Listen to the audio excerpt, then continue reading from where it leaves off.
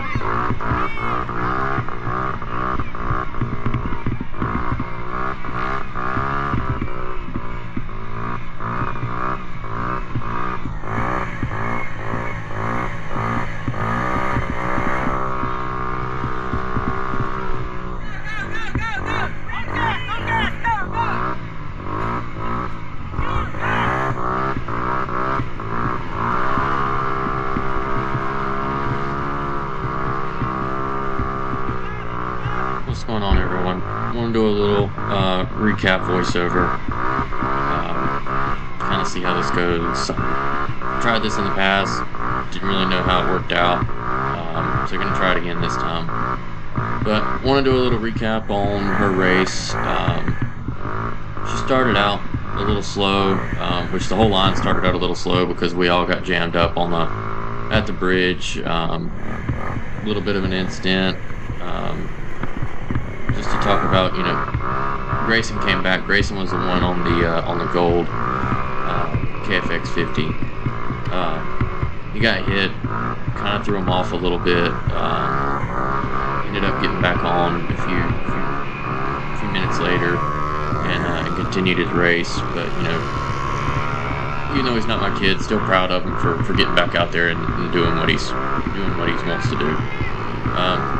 But to talk about Kennedy, she started out a little slow, started out getting lapped already in the first lap. We got to teach her a little bit more about not tapping the throttle every 2 seconds, just rock. Can't be doing that constantly. That way she can pick up pace and she can learn to hold the throttle down and go, and it'll help her pick up speed, it'll help her make up time, it'll help her make passes. Trying to get her past the fear of these hills. She struggles with going down hills a good bit. She stops at the top of them, judges them, and then makes her move based off that. Got to teach her to understand that four-wheeler is built so that way she can trust it. Especially coming through corners like this where it's a little off camber. We did all the suspension and the widening on it so that way she would have less fear of rolling and be able to carry pace down steeper and more off camber situations, because that's becoming a regular for some of these races. But once she got in her head and made her first lap, she started to pick up pace a little bit more. She was still doing the whole throttle thing on the second lap a little bit and a little bit on the third. But as about roughly around the fourth lap, she really picked up pace, and that was when she started making her passes. And I don't remember what position she was in at this point at the beginning of the race. I know that she was pretty far down. But then, like I said, about the fourth lap, she really started picking up the pace, and when she did, she was making passes through the front stretch. She was making passes down the back stretch. She was doing really good. She was starting to trust that new four-wheeler a little bit. Now, granted, this was her first race on the new Kawasaki, and So it's a little bit of a learning curve. She can ride it fast in the backyard, but that doesn't always mean that she'll ride it fast during the race, because she does have to learn it. Took her, almost 12 races to figure out how to get that Yamaha to go. But I mean, overall, she did really well. She ended up finishing 6th in her class, and I believe she was 21st overall, which is a great day in my opinion, especially coming out on a new 4-wheeler that she hasn't raced yet, and on a track that she's ran before, but this was her first ever race that she ever did, and I still don't know if it was a fluke or if it was just her having absolutely no fear. Came out and got 5th place in the first race, and this one, like I said, she got 6th, so she was able to kind of get around the same position as what she had last time, so that's a big plus in my book. She's super thrilled, super happy. She loves racing, so I mean, I can't fuss at her for not doing what she's supposed to do out there, because she's out there having fun, and that's the most important thing. She came off, she was so excited. Somebody held up 2 fingers at her to tell her it was 2 laps left, and she thought that she had 2nd place in her class. And the excitement in her voice to know how excited she was for being that far up and coming out there and thinking that she did that is amazing. And now I'm going to use that energy to drive her to get faster and faster and faster, because she felt the excitement of being in 2nd place. Unfortunately, it was taken away from her when we told her she had 6th, but still, the excitement that we saw is the drive that we need to instill in her head, so that way she can get out there and start riding faster and faster and faster and keeping up with the bigger kids. Because after this season, she has to move up a line, and when she moves up a line, everybody's only going to get faster.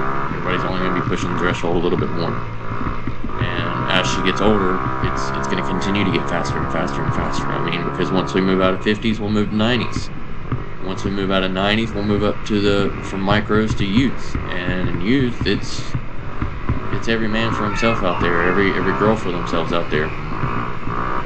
So I do want to give a big shout out to a couple people who were really there to help everybody out and help out with Kennedy. And most importantly, I want to thank Chris Tyler for going out there and walking the track with us and talking to her and just being there for her and helping her learn. I mean, everybody says it takes a village to raise a child. Well, in this racing family that we've created and we've become a part of, you really realize how much these people care for your children, even though they're not yours, they're not theirs. They still drastically care about them and want to see them get faster and want to help them in any way that they can. So Chris stood out there the entire time, cheering, helping her, pushing her, telling her where she needed to go, what she needed to do. I mean, right there with me.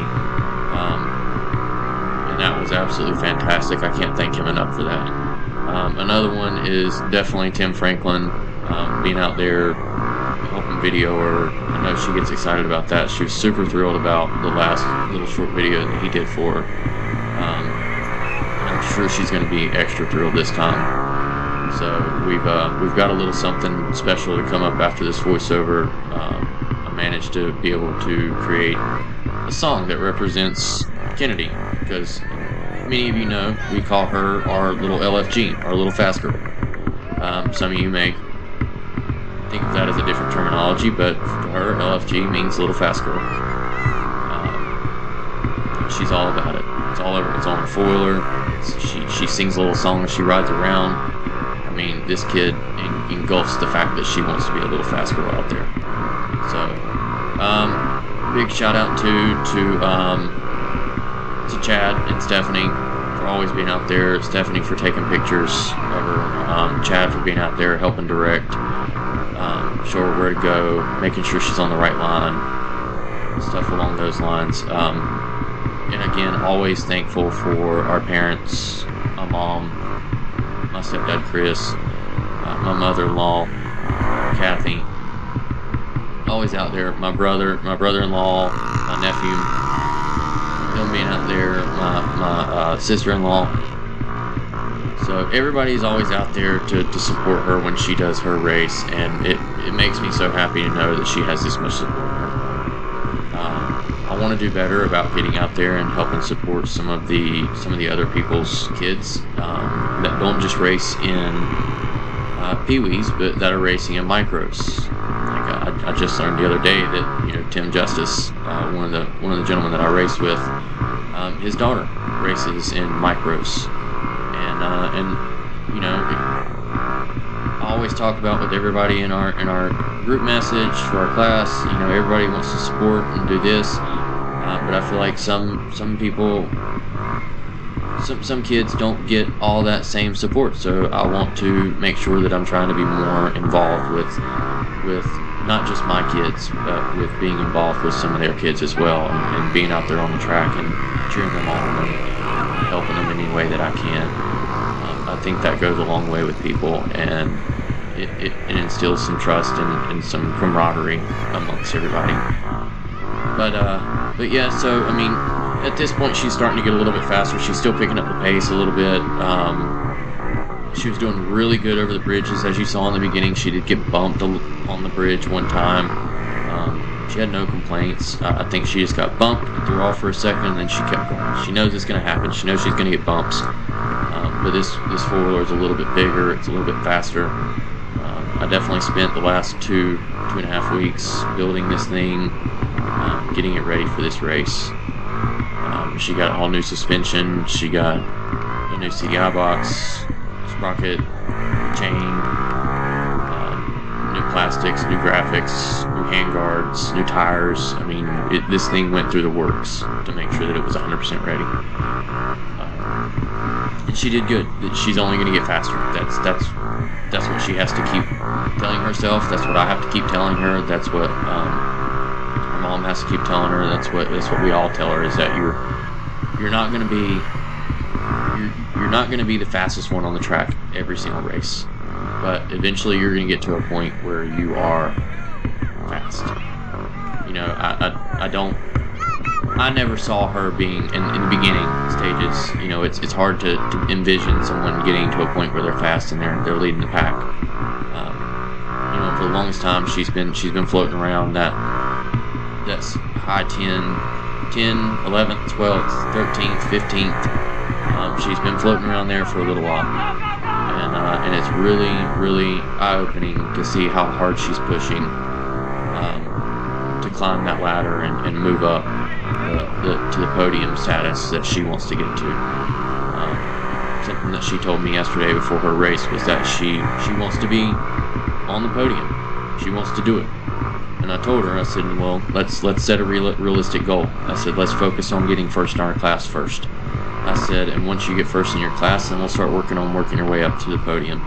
It's going to take some time. It's going to take a few more years of training and practicing and developing and learning in order to get there. But I mean, you just saw one of the podium kids pass her right there, and those kids are fast. They're running on the same setup that she has for the most part, and they are fast. And so she's going to have to learn to hammer down and what to do in order to get faster. But I do want to tell everyone, thank you for watching. Thank you for supporting her. She loves every bit of this. She loves being able to see herself on the TV and watch it on YouTube. But she also loves watching a lot of you guys when you create videos and you share them. She loves watching racing every single night. And when I say every night, I mean every night. We lay down and it's time for bed, and she's asked me to turn on racing every single night, so that way she can learn and she can get faster. This kid is very devoted to this sport and wants to go far in it. It's such a surreal moment as a parent to see your kid want something this bad. And I'm always going to do everything in my power to make sure that she can do the best she can and achieve what she wants to achieve. Her hopes, her dreams, her goals. And I know that there's a lot of people out there that are rooting for her as well. Not just family, not just race family, but friends and co-workers and all these people out there rooting for her. So let's keep pushing her and keep seeing where she wants to go and how far she can go. So thank thank you guys for watching. And enjoy this little music section that I'm gonna give her. She's gonna be tickled about it. I promise you that. Thanks everyone.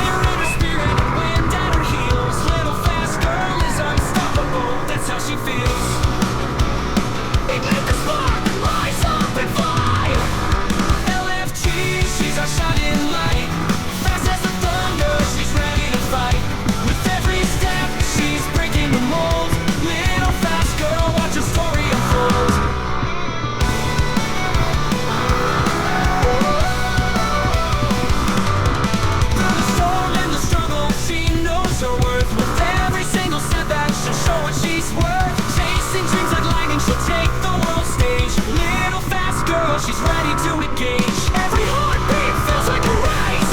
LFT, she's our shining light. Fast as the thunder, she's ready to fight. With every step, she's breaking the mold. Little fast girl, watch her story unfold. Through the storm and the struggle, she knows her worth. With every single setback, she'll show what she's worth. Chasing dreams like lightning, she'll take the world stage.